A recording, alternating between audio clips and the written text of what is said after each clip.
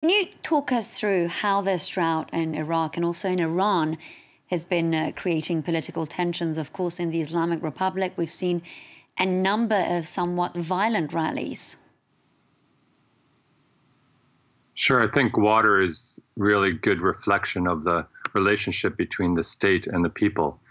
So if there's a drought that's making water issues or less water available for everyone, and the tensions or the relationship between the people and the state is already bad, then things would generally get worse. Normally we find, especially in the countries we were just talking about, Iraq, Iran, Turkey, Syria, for example, that it's mismanagement much more than the drought. And the problems are human-made rather than natural.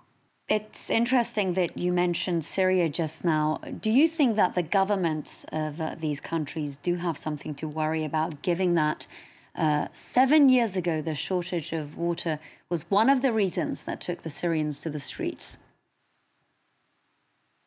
I think Syria is a really interesting case because there were a number of reasons that the people took to the streets in 2011.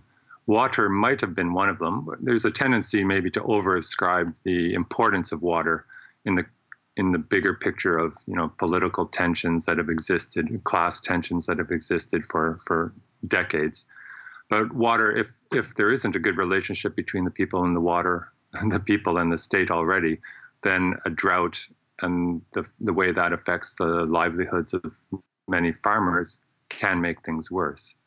So I think Iraq and Iran and all countries indeed should be managing their water resources well as having a good contract with their own people, of course.